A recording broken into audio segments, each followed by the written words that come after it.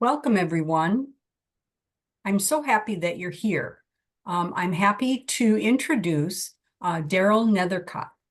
Darryl is the Director of Organ Operations at Life Sharing, where he oversees life-saving organ donations, ensuring seamless collaboration between medical teams, donor families, and transplant recipients. With over 12 years of experience, he combines his expertise in healthcare leadership and strategic planning to optimize outcomes. As an adjunct professor of healthcare leadership at United States University, where he is also an alumnus, Darryl teaches courses on strategic planning and systems thinking. He blends real-world experience with education to empower future healthcare leaders to navigate organizational challenges and drive meaningful change. Darryl has presented at national conferences, facilitated workshops, and collaborated with government policymakers to enhance organ donation systems. Through strategic leadership, education, and advocacy, he remains dedicated to advancing organ donation efforts and transforming lives, making a meaningful impact in the classroom, the field, and the boardroom.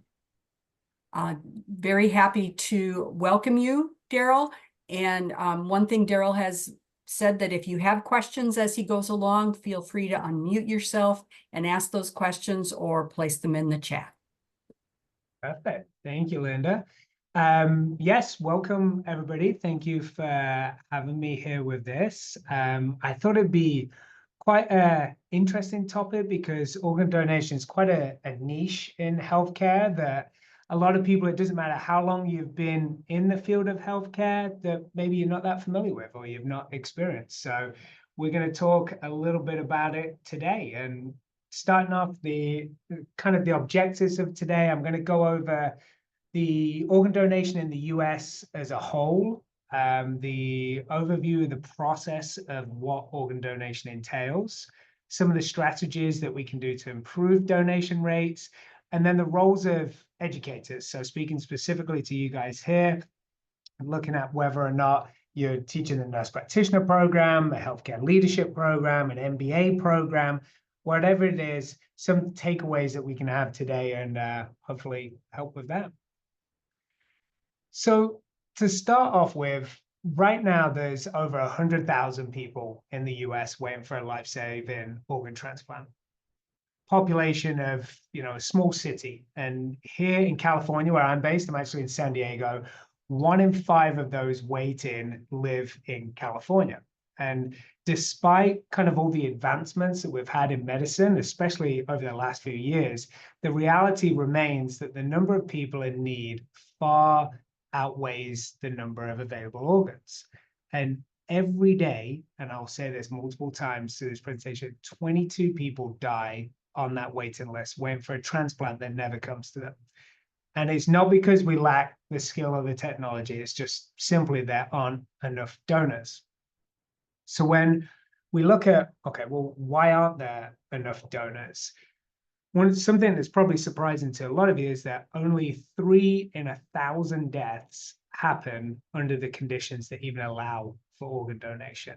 I'll get into some of what those conditions are, but that just highlights how incredibly rare this is. And it means that every single potential donor that we have or we come across is incredibly valued. And the key to increasing donations isn't just finding more donors, it's making sure that every opportunity we have to save a life is identified and acted upon. So kind of getting into it as to what you can do as an educator. You have a unique and powerful role in shaping how the future of healthcare professionals view organ donation. Research has shown that students who learn about donation in school are almost twice as likely to register as donors. So whether you're teaching nursing, ethics, public health, even business, if we can figure out a way to kind of integrate the topic of donation into curriculums, it can create a ripple effect that influences policies, medical decisions, public perceptions for years to come.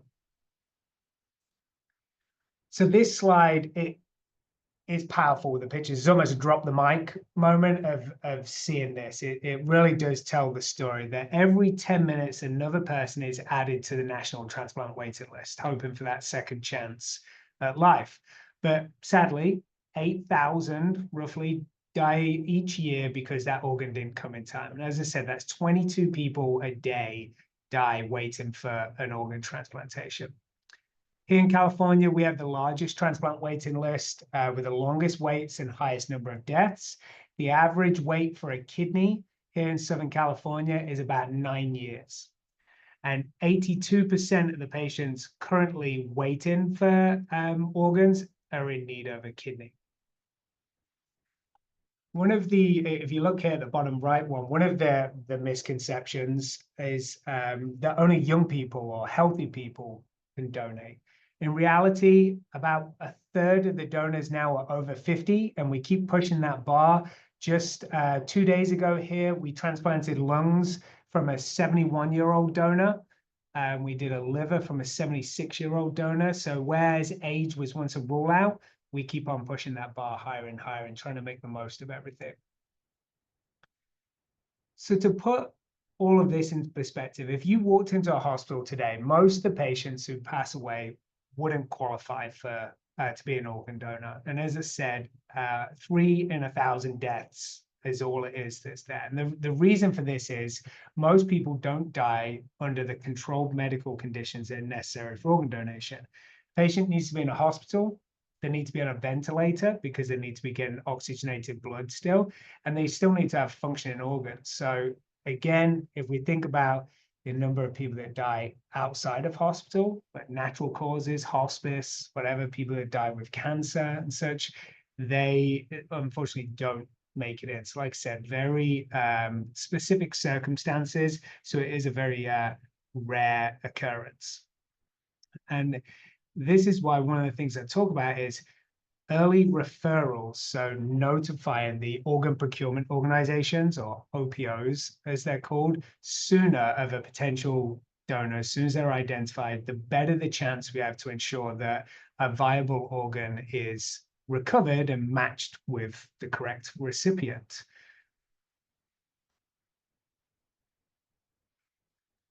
So again, when we talk about organ donation, it's easy to think of just one person, but in truth, a single donor can save up to 8 lives. Actually, a donor we had just last night, we did 7 organs from one donor, which is incredible. But you can do the heart, lungs, liver, kidneys, pancreas, intestines. Now, the kidneys, when they get transplanted, only one goes into them each typically. So left will go to one, or right will go to the other. The lungs can get split also, the left and the right, single lung transplants. And the liver can also get split as well, as the liver is an organ that can regenerate. Additionally, from just those 8 life-saving organs, 2 people can regain sight, and up to 75 people can be enhanced through tissue donation. I'm not going to talk too much about tissue donation today, but typically when that comes up, that's helping burn victims recover. It's repairing maybe torn ligaments. It can even be giving military veterans a chance to walk again. We do a lot of that here in San Diego because we're a military town. So we have a big connection with the military forces and our tissue donation stuff. So how this works, and this is very high level. So organ donation is highly coordinated, and that word coordination needs to be like underlined 3 times, font 56 Times New Roman in bold, all over the place there, because even our nurses are called organ procurement coordinators.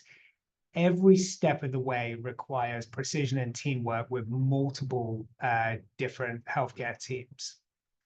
First off, we start with a donor referral. That's when the hospital staff identify a potential donor and notify the organ procurement organization. This ensures that a timely evaluation of potential donations.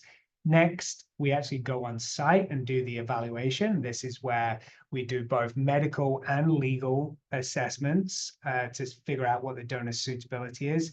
This involves reviewing medical histories, performing certain tests, looking at specific organs, also looking at disease testing, and then it also involves obtaining consent for organ donation. And then finally, we reach the organ recovery and allocation. So once donation has been approved, the organs are matched to recipients based on criteria such as medical urgency, blood type, geographical location, and this ensures that the donated organs reach those who are in need the most.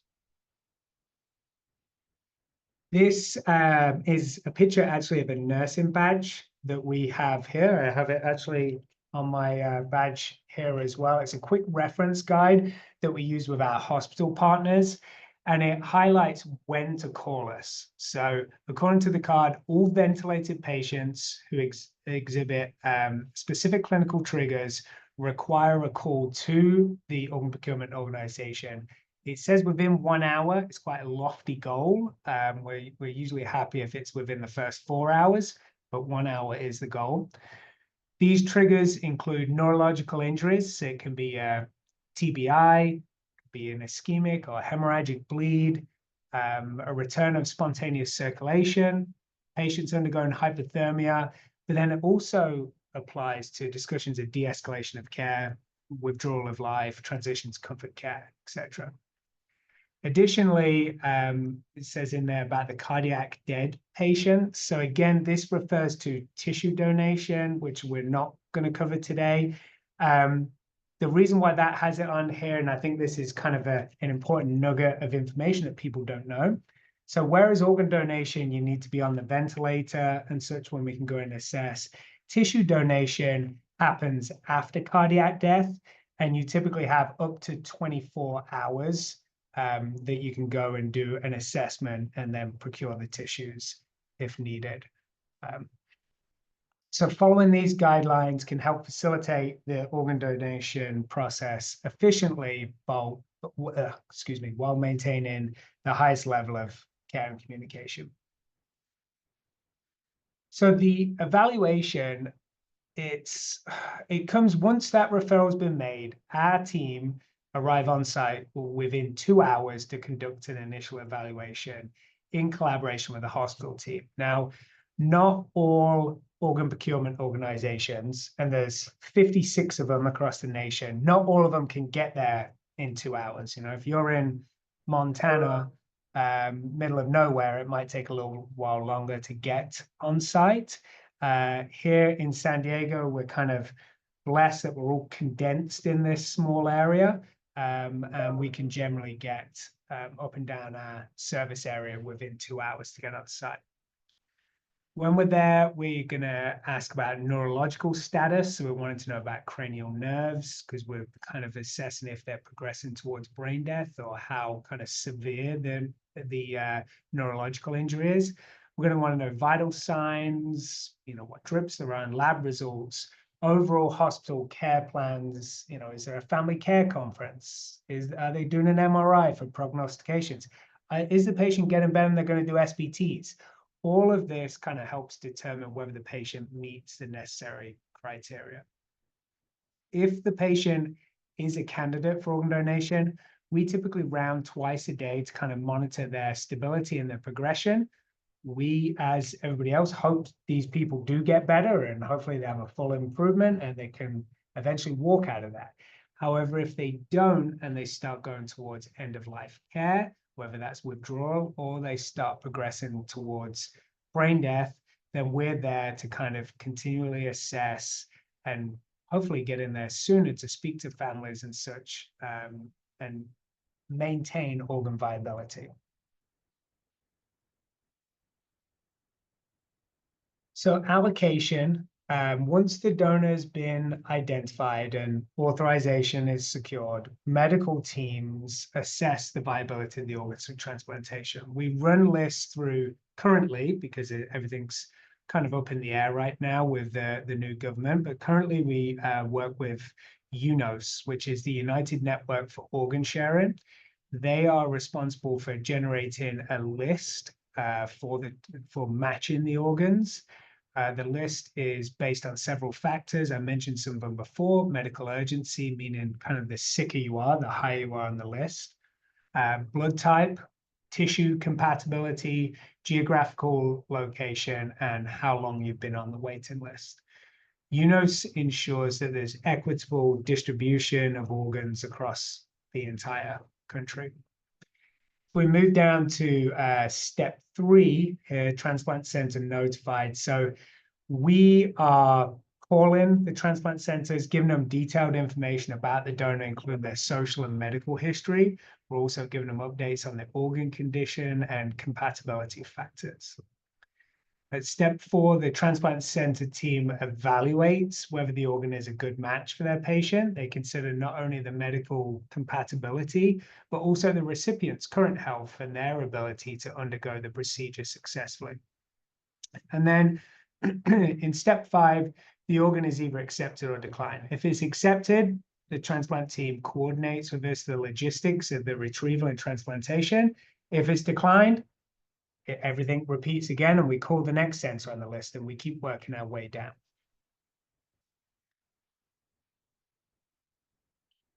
The recovery phase is highly coordinated, is very time sensitive, and begins once all transplantable organs have been matched to recipients. So at this point, the operating time is scheduled. This is one of our biggest pain points, the OR, and trying to get that, because if you can imagine, if we're looking at multiple organs, maybe the lung team wants to go at 6 o'clock tomorrow, the heart team wants to go at midnight tonight, the OR is not available till Wednesday, and the family wanted to be done yesterday. So we have a lot of juggling and balancing and trying to get, as I said, as many organs placed as we can safely, and kind of also respecting the family's timelines with things there as well. So lots of logistical work with that. Once everything's in place, transplant surgeons arrive usually at the donor hospital, or we're having more and more specialized recovery centers to procure the organs. And we, again, kind of one of those buzzwords, we use the word procure. We don't use harvest. It's kind of a word that makes us cringe in our industry. So procure organs is what we use. If you look at the slide, the top left, this is an image of a perfusion system. We actually use this. I switched it up this morning because we used this last night on a OR. It's not the organ from last night, but we placed a heart and a liver in these kind of boxes that help keep organs viable outside the body by simulating physiological conditions. And the great thing about that is it allows us to transfer them further across the country. So for many years, the heart could only be outside the body for 4 to 6 hours when it was stored on ice. When it is on these machines and continues to be perfused, it can be out closer to 12 hours. So we've now sent from San Diego, we've sent lungs to Florida, we've sent a heart to New Jersey, and it's really just opening up those barriers and being able to get then sicker people transplanted in a more timely manner. The bottom image is their lungs, kind of a similar thing, how they can go on these boxes or these other modalities and can be perfused outside the body. They can do bronchoscopies and all sorts outside the body still as well. And then once they are recovered, they get transported back to the transplant center, typically, depending on where they're going, helicopter, plane, lights and siren if it's in town. And then the surgeons implant those organs then into the recipients. So looking at different pathways, there's actually 3 pathways. The one that I didn't put on here, because I'm not going to talk about too much today, is living donation. That would be if you donated a kidney now to a friend. You can also donate part of your liver. But what we talk about, what we deal with the most is donation after death. And there's 2 main pathways.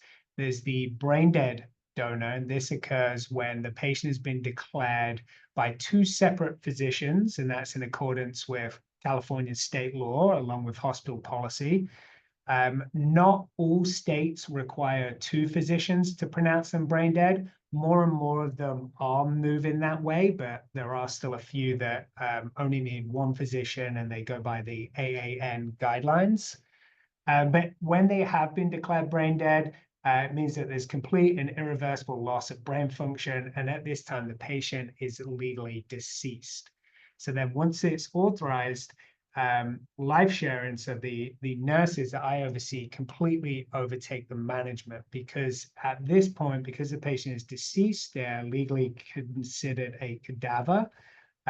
So they don't need a physician to monitor it. So the nurses run the ventilators, order all the procedures, they order antibiotics, do all the drips, they do everything with that, and then coordinate the OR and such.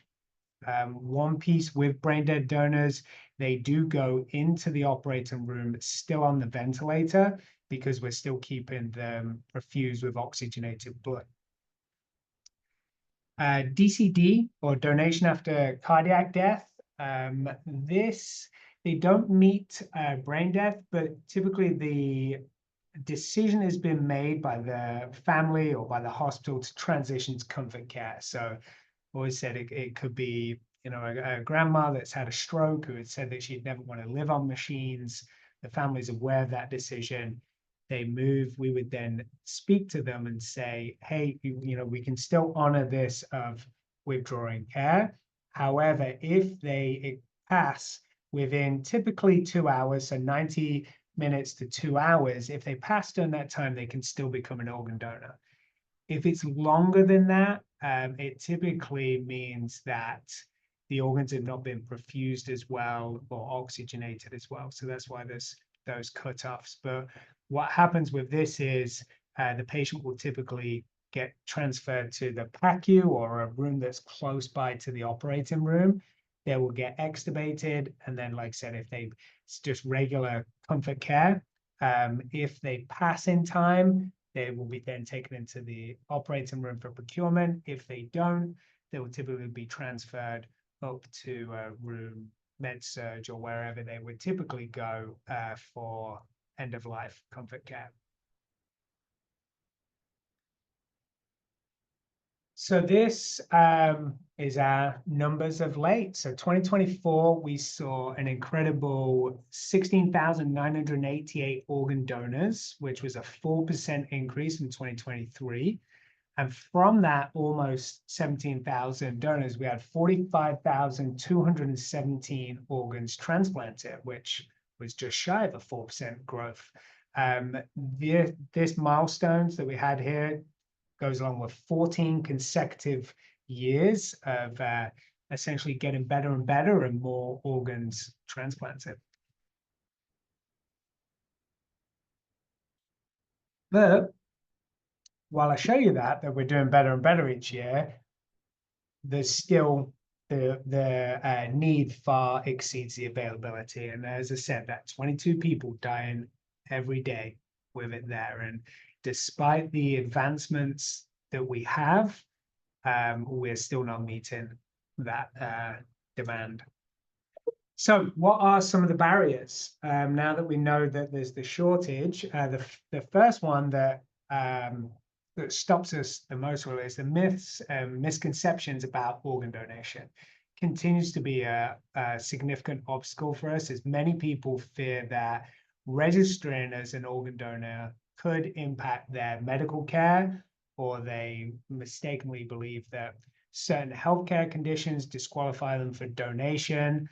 The reality is, though, that every potential donor is carefully evaluated each time. And as I said, we're continuously pushing that bar.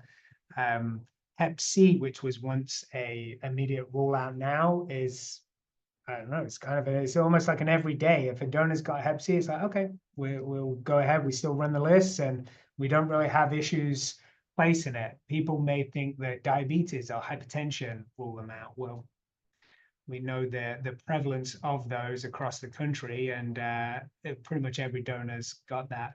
There's also HIV as well. So HIV can donate to another HIV positive person. So that is not a rule out either. Our only real hard rule out is metastatic cancer. Otherwise, everything else we will look at.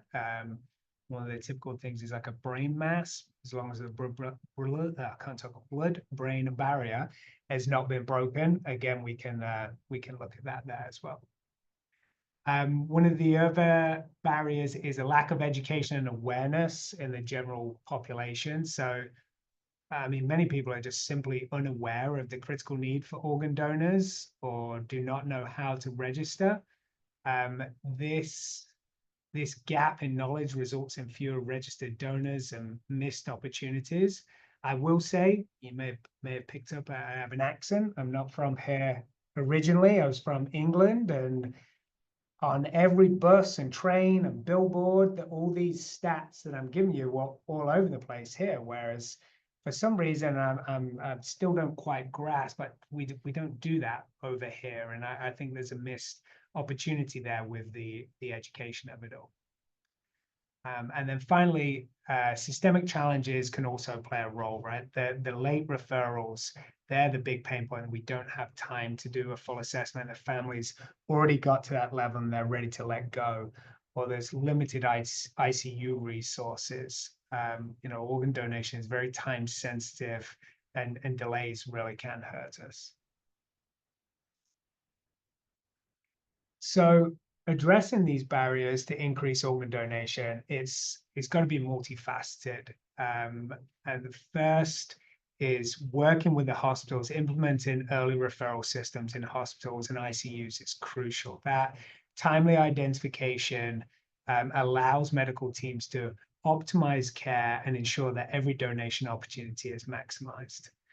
Second, community outreach and education initiatives play a major role in dispelling myths about organ donation, engaging with the public through awareness campaigns, school programs, social media. I was trying to find the number right before this, it's over 50 high schools that we go and present and teach on each year regarding organ donation. And the hope of it is, and the hope really of me talking to you today is, you go home with your family, your loved one, your friends, or whatever, and you have that conversation. You bring up and you discuss organ donation. Just maybe you can dispel a few myths after today, or if not, at least your loved ones will know where you stand and what your beliefs are and such, because without those conversations, it does make end-of-life decisions and things a lot more difficult on loved ones.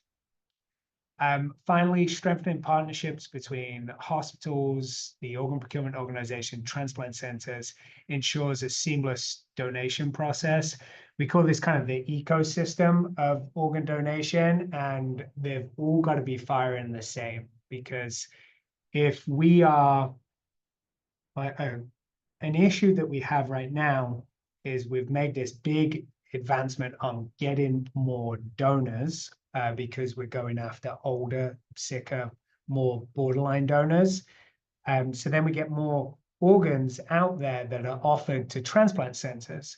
So the transplant centers initially struggled to keep up with the offers. They've hired more people to kind of triage and review these offers. So we fixed that problem. But now the next piece comes when we come to the hospital, there's no OR availability. So they may have organs available, organs that can be accepted, but then we can't transplant them because there's just not the logistical availability at hospitals. So, like I said, everybody's got to work in unison with that to help prioritize it. So, educators, healthcare leaders, what can you do? Your influence in shaping future healthcare professionals, protocols, public awareness can make a direct impact on increasing organ donation and saving lives. So these next couple of slides, I would say they're my ideas, right? They're a perfect world. I'm not saying you have to do them, but if I can plant a couple of seeds and you start thinking about it, then great. My first thing would be promote awareness by integrating organ donation education into their curriculums. many healthcare professionals, nurses, physicians, respiratory therapists, whomever, receive little to no formal education on organ donation during their training. And by incorporating donation and transplantation topics into the school curriculums, students, or when they graduate, will at least have an understanding of brain death, donation after cardiac death, the ethical and logistical aspects of the process. And it can ensure that future healthcare professionals are equipped to discuss organ donation with patients and families. Second, I would say to advocate for registration. One of the most effective ways to increase donor numbers is to encourage students, patients, peers, join the donor registry. Many people are willing to do it, they just don't know how to do it.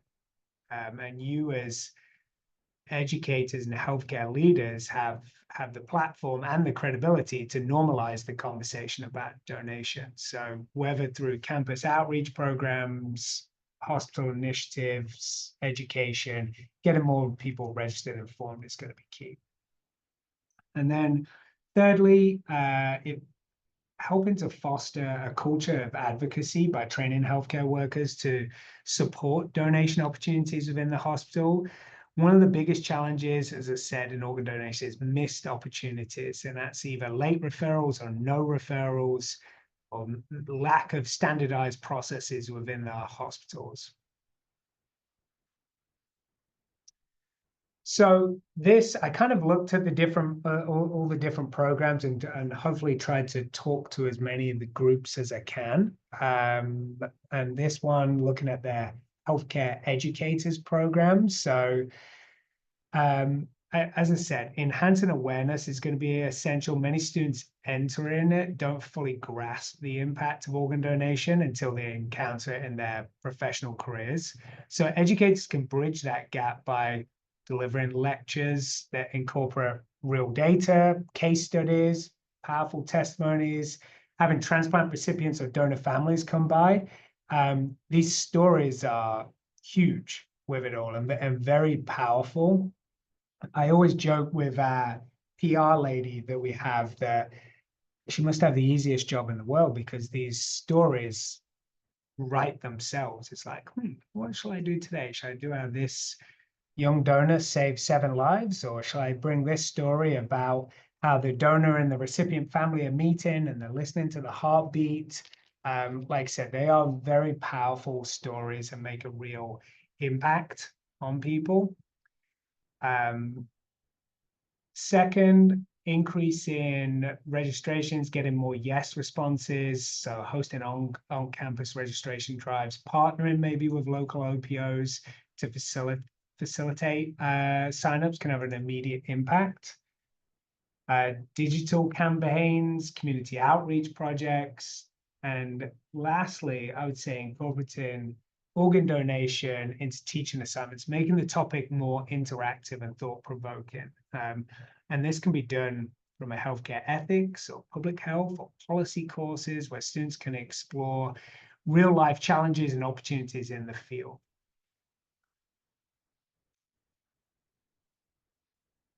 So the nurse practitioner program, nurse practitioners or NPs, they're in a unique position within the healthcare system when it comes to organ donation and transplant, because unlike the educator side of things, the NPs actually are clinically trained and could do some of the bedside procedures. On almost all donors, we need a bronchoscopy, an A line, and a central line. And a lot of the hospitals, it's NPs that are doing this for us. They're also involved in managing end-of-life care, and in a lot of the hospitals, they can even help declare death as well. Again, that can be state dependent, but here in California, they can. So this means that their role in organ donation extends beyond the education, more to the direct patient care and decision-making. I would say, though, integrating organ donation into that NP curriculum is going to be essential again. They could focus on donor identification protocols, hemodynamic management of potential donors, brain death sequelae, ethical responsibilities, There'll be specifics with courses in ethics and public health, advanced pathophys. There's a lot of real world scenarios again where MPs can be deeply involved and engaged in this. Also, the time sensitive conversations and role plays and stuff like that doing that. Again, inviting guest speakers. MP programs also could look at placing students in clinical rotations within transplant centers and OPOs. Since MPs can be responsible for completing those bedside procedures, there's lots of opportunities to be doing those procedures such that. And then finally, they should emphasize community and hospital engagement. So unlike the healthcare professionals, MPs frequently work in both acute and outpatient settings. I mean, they're often both the first and last healthcare providers that patients interact with. So lots of opportunities for the MPs. Healthcare leadership. I'm always trying to throw this in every now and then when I talk about stuff, but healthcare leaders can play a critical role in shaping the culture, the policies, the operations of organ donations within the hospitals and the hospital systems. The decisions made up at the C-suite levels by the CEOs, the COOs, and the hospital executives can have a direct impact on donation success rates and the ability of hospitals to maximize every potential opportunity. So first, establishing comprehensive policies is essential. Clear and well-structured policies ensure that donor identification, consent processes that can always get a little gray and messy, so having that kind of ironed out. Organ procurement coordination are standardized across the organizations, and creating and encouraging multidisciplinary committees. Healthcare leaders can oversee and continue to improve the donation processes within their hospitals. Second, talked about prioritizing OR times. It truly is one of our biggest logistical challenges in organ donation. And having hospital leadership work closely with surgical teams and transplant coordinators to reserve OR times and integrate transplant scheduling is key for minimizing delays to get these time-sensitive and life-saving organs out there. And then third, fostering a donation culture throughout the hospital can drive long-term success. This starts with embedding donation values into the hospital's mission statement and training programs to ensure that staff at all levels understand the importance. And then I would say, finally, that leadership roles across the organization, especially in the C-suite, can really elevate donation efforts on a systemic level, as the executives have the power to allocate resources, approve policy changes, and champion communication initiatives that help to highlight donation successes. For the MBA programs, organ donation and transplantation, it's not just medical challenges, there's plenty of logistical, operational, and policy-driven endeavors and issues that we come up with. Business programs have a unique opportunity to optimize the efficiency of organ procurement, transplantation, and overall system performance through many innovative strategies. First, I would say the curriculum and research integration can equip students with necessary skills to improve organ procurement and transplantation. And by offering specialized courses in supply chain management, operations, healthcare economics, business students can learn how to streamline organ recovery and distribution processes. And additionally, research centers focused on analyzing OPO's models can definitely identify some inefficiencies and propose some data-driven solutions to enhance donation and transportation outcomes. The transportation system as well is critical in organ donation and is far from perfect. And it's all too often and too sad when maybe organs we can't place because maybe the recipient that would take it is on the other side of the country, but we can't get that kidney to them in time. It is definitely a system that needs revamping and re-looking at. So logistical optimization through business analytics can help design optimized organ delivery routes, contingency plans, etc. And then third, I would say enhancing the overall OPO efficiency can lead to better performance outcomes. Business programs can teach students how to implement lean management principles and performance metrics to improve operational effectiveness within the OPOs. Additionally, having students work on consulting projects focused on donation system improvements can help provide that fresh perspective on OPO strategies, helping us drive innovation forward. So I'm just about done here. Kind of my call to action on this as we come to the end is a reminder that really that each of us have the power to make a difference in the field of organ donation. Throughout this presentation, we explored the importance of organ donation, the challenges we face with organ shortages, the critical role of various stakeholders, educators, healthcare professionals, leadership, etc. We also looked at discussed strategies to increase donation rates, but the next step, I would say, is educate, advocate, and collaborate. And whether you're in academia, healthcare, administration, spreading awareness of organ donation and helping to dispel myths is one of the most effective ways to increase registration. So use your platform, whether that's in a classroom, a hospital, a leadership role, to ensure that donation is understood, supported, and championed. And second, encourage students, colleges, community members to join the donor registry. A single donor, as I said, can save up to 8 lives and enhance many, many more through tissue donation. And the more people we have registered, the better chance we have of meeting these ever-increasing needs. And finally, remember, say together we can save lives, and we all need to work together for this. And then I hope this works. Let's see, I do have a video. It's only 2 minutes long, but see if it works. Oh, are you guys able to still see my screen or not? Yes, we can see it. Perfect. All right, let's see if this works.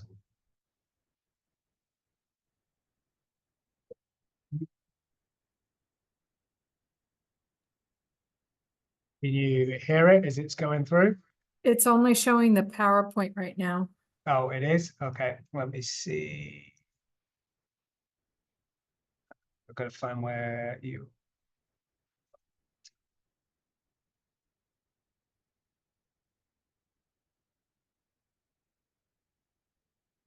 You may need to stop share and then reshare with the video screen. I'll see. It might not work. We'll see if it does. Yeah, I'll give it one more go here.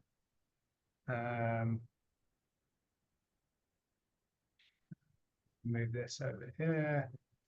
Okay, and share.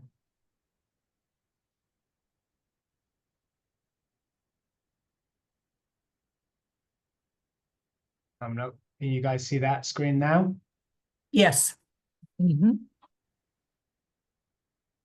This is the first time the nurse family has set eyes on baby Peyton. Peyton is 10 weeks old, but her name has been in the making before her big sister Libby was born. So Peyton was actually one of the 3 names we had picked out for Libby.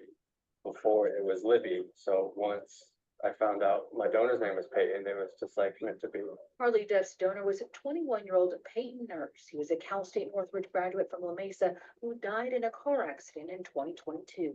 The baby has, you know, a meaning and story behind her name. Peyton carried on that love and donated his heart and kidney to the then 25-year-old father in Arizona. Peyton's virgin. Yeah, that's Peyton.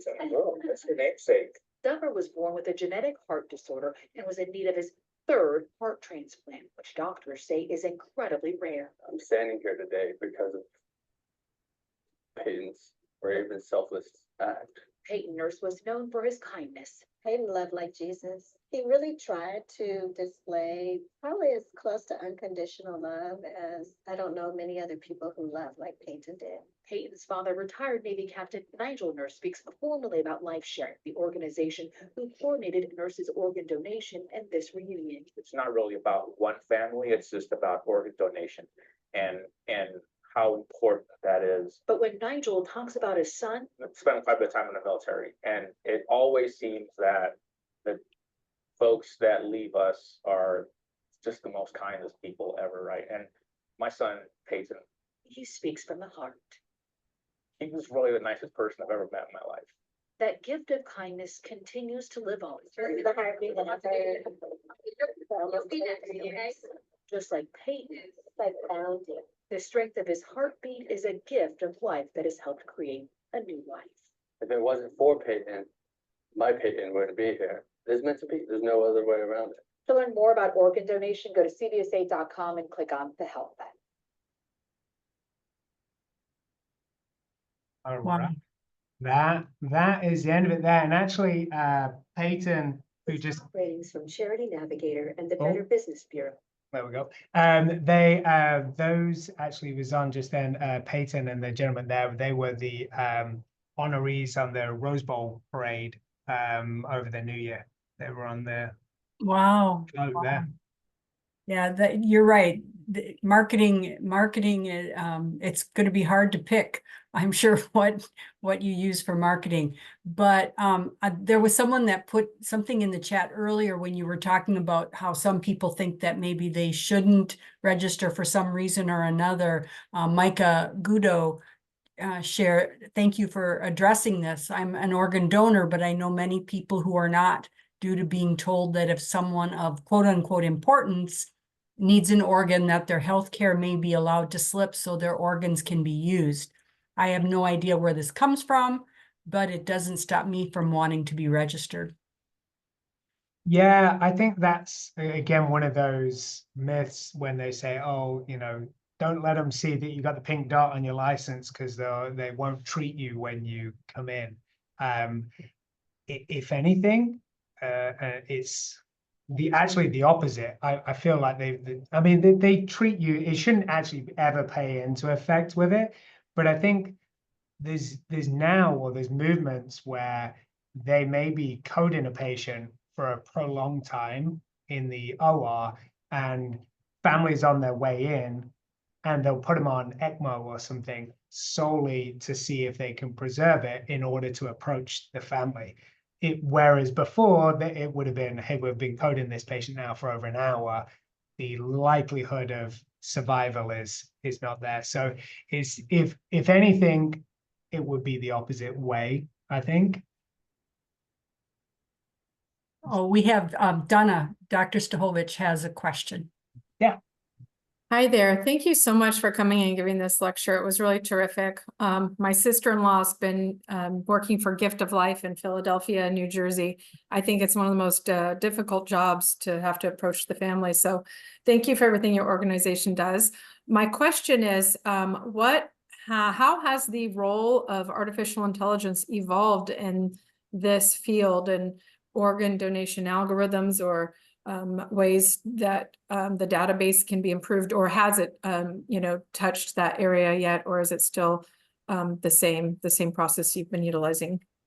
That is the area that it's currently working in. We haven't seen it come to fruition yet, but definitely for the allocation process and matching individuals is where it's really focusing on. I will say that one area that is starting to be used in already now is when they're reading the liver biopsies in the OR. So often they'll take a sample in the OR to check the quality of the liver, and they're starting to use AI now to interpret that, as opposed to either one, calling in the pathologist somewhere at some of these smaller community-based hospitals where they may not be available, or if we're doing it online and sending it across and we have delays in, we could have an hour wait before we get the path read on the liver, whereas if we can get the AI read in 5-10 minutes, we can get it moving over to their recipient faster. Thanks. Thank I have you. another question too.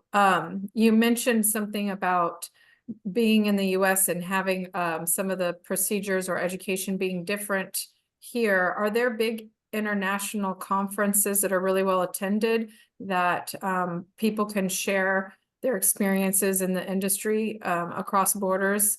And are they pretty successful at doing that? Yeah, the big ones, there are some big main ones that are here in the US, where they will have guest speakers come in from other countries. AOPO and NATCO are the two main ones. But the UK and Spain are kind of two of the big leaders in organ donation and kind of pushing things forward. Like how I said for the donation after cardiac death, how they'll wait up to 2 hours. When I started here almost 8 years ago, it was only 60 minutes. The UK will wait 4 to 6 hours for it. So they push those boundaries a lot more than there. So there are some big ones internationally there, but yeah, we do bring them over as guest speakers as well. Dr. Grunow has a question in the chat. She says, fantastic presentation. Who determines patient priority for organ donation at the local level? And is this based on a national standard? A former colleague died waiting for a donation of a kidney. Yeah, so the donation part of it that I'm on is not determining the recipients. They're two different things. So the recipient is determined by the transplant centers. So they have a full team that will work them up, mental health evals, psychological evals and such like that. And then once they go onto the list, which is generated, UNOS is the governing body that oversees that. That is when all the factors come in. How sick is the person? How long have they been on the wait list?